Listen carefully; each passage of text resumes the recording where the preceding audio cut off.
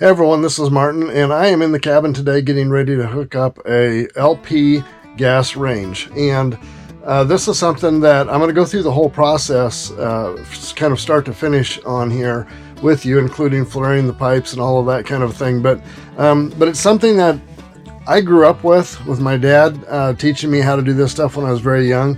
And so I'm comfortable with it. If you're not comfortable with doing these things, find someone that's got some experience with it or a professional that can do the hookups for you, because you do want to have it all done right. So we're going to start. If you could, hit the notification bell and the subscribe button down below, and we're going to get into this. One of the first things I'm going to cover is, appliances, gas appliances are either going to be natural gas or LP, and that's liquid propane.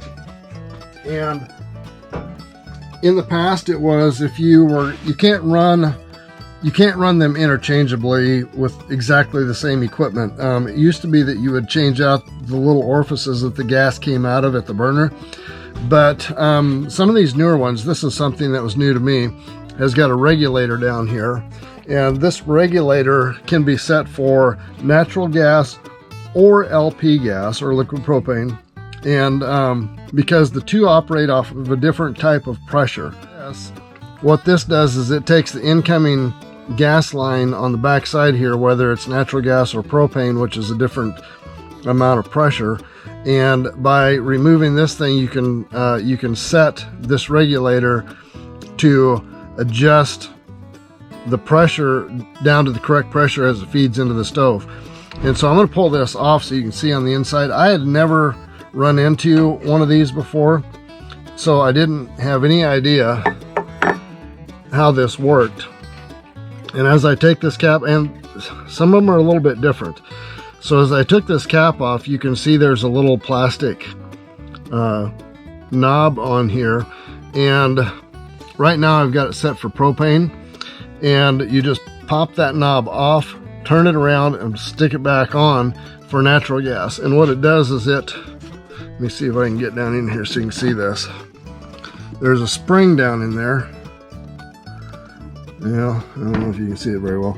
Down inside of here is a spring, and if you have it set on the natural gas setting, it doesn't depress that spring down as far, so it doesn't restrict the gas as far. But if you have it on the LP setting, it will restrict that spring down a little farther and lower the gas pressure down to the usable pressure. So anyway, that's set on propane right now, and I've got that back on there. So this regulator is set up now to receive propane gas. Alright, so coming out of the back of the regulator is going to be a flexible gas line, and this is required so that you can get a good flexible connection between here and the bottom where the shutoff valve is.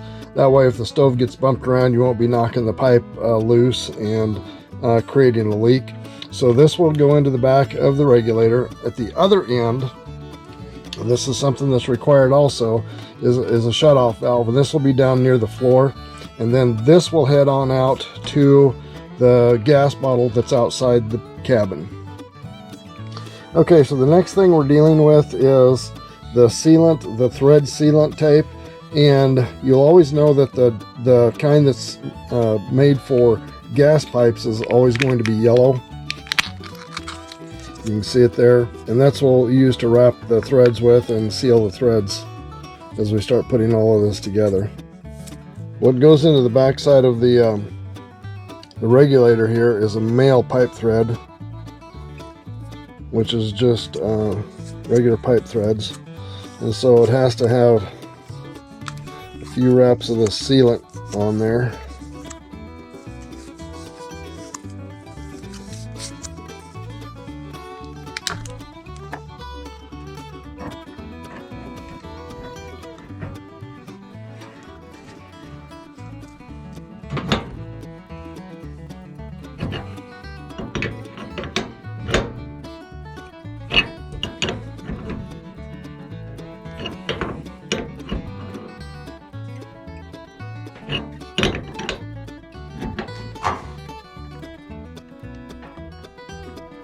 Okay, I think that's good. we will test all of this when we get done installing it to make sure there's no leaks. Okay, so this is down near the floor behind the stove, and we're going to mount this thing so that it is about right here, and then this will feed out and then go on out of the house and go to the gas bottle. So that'll be right there. The gas valve will be easily accessible behind the stove here. One of the things that we're going to take a quick look at here is the difference between a flare fitting or flare end and a pipe thread. This is a pipe thread and it just comes out, threads all the way. This end of it is a flare fitting. If you can see that, it's got a flared or tapered end on it, and that seats down tight against the flare fitting that's inside here. So this does not require tape on here. That creates a tight enough seal down there that once it's tightened down, it will make a tight enough seal, and I'll tighten it down with a couple of wrenches here.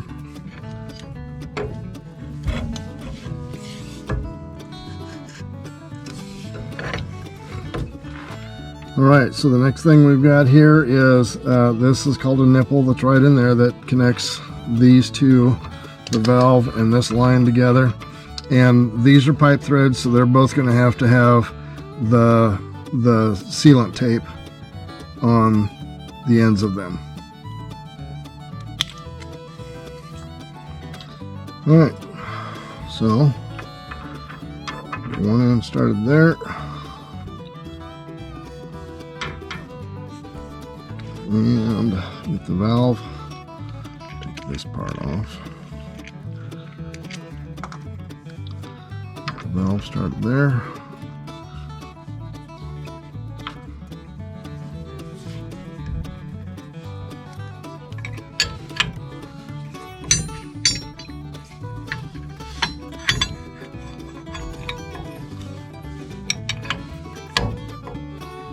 Alright, so this is all good and tight. This will end up getting mounted about right there. So coming off the shutoff valve, we've got another pipe fitting to flare fitting adapter, which will go right there. That's the pipe fitting side that goes into the shutoff valve. And then if you look close, you can see that this is a flared end here. And there's a nut, a flared nut that will go on there, and we'll have to make the flare fitting on the tubing that goes into that end. We'll do that in just a minute.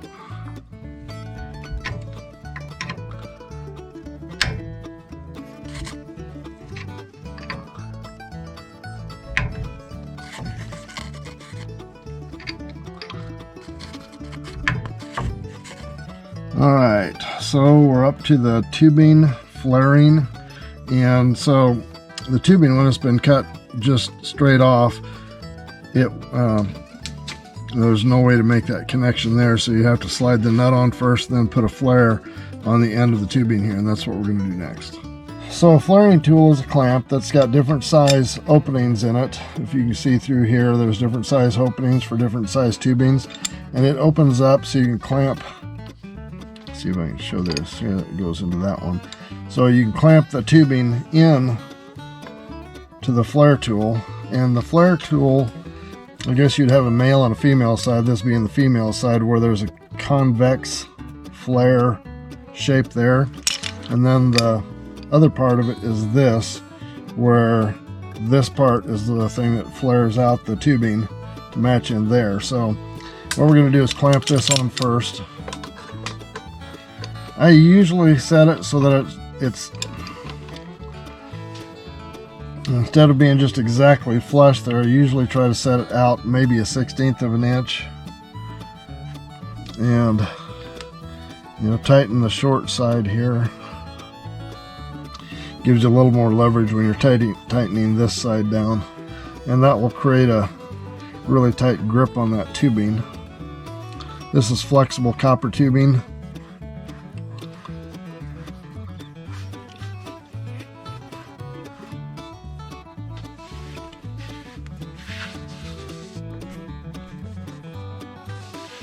Okay, I think that's pretty close. And then this part, wow, I wish I were down here in such a dark spot. This part will go on top.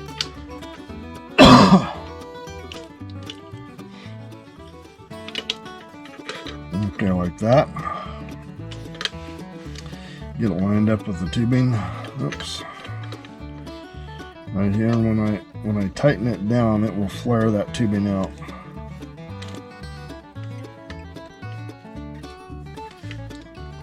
This is a lot easier to do when you're not trying to do it for a camera.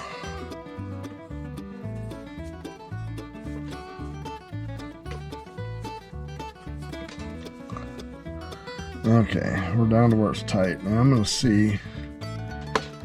It's really hard to see in there, but I guess you can see it as I tighten this down. It's going to flare the end of that tubing out.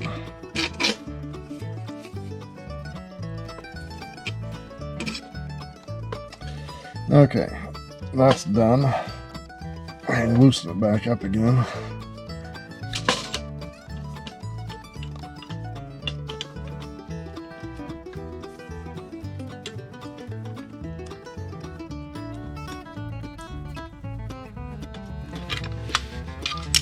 Now if you look at that, you can see that that has flared out into that shape.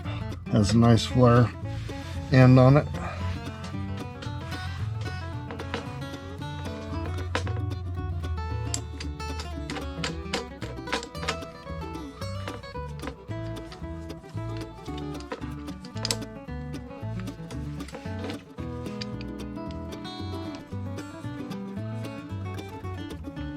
This is one of those tools that I own like 3 of them because it seems like every time I need one I can't find it. So now I've got a bunch of them. It's kind of like utility knives and caulking guns. Anyway, so there's that, and then that flare fitting goes up against up inside the flare nut there. So this will go right on there. It'll pull the flare end on that tubing down to fit on the flare end of that nut there.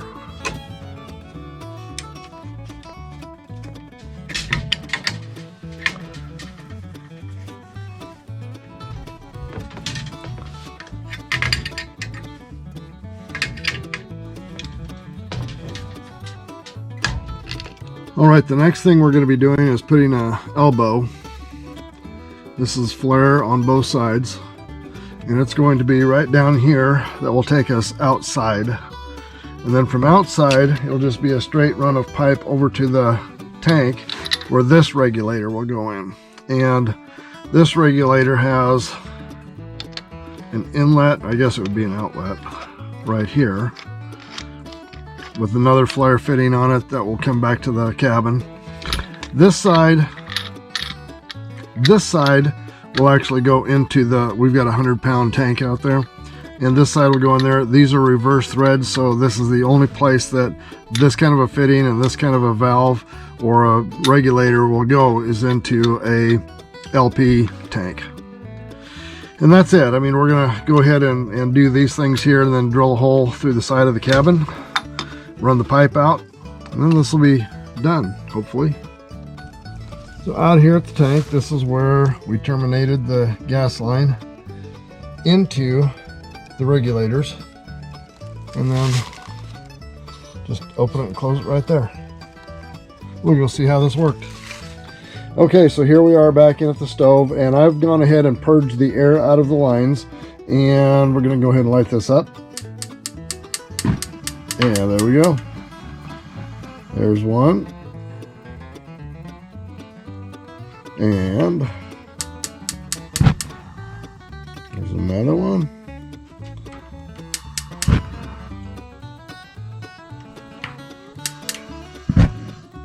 And another one. So we've had success with that. Now the only other thing that I have not done yet is test all of the lines. I've gone through and kind of preliminary tested the fittings to make sure that there's no leaks. I am going to go ahead and mix up a solution of dish soap and water and spread a little bit onto each of the fittings. You'll see bubbles come up if there is a leak there, and I'm going to get to that here in a little bit. So that's how you test them to make sure. Some people test them with a match or a lighter. It's like, I don't recommend that. I don't know that it's dangerous, but I wouldn't do it. But anyway, soapy water will, you'll be able to tell whether or not there's a leak because the bubbles will come up there. If you've enjoyed this video, give it a like and a share, and don't forget to hit the subscribe button down below and the notification bell. See you next time.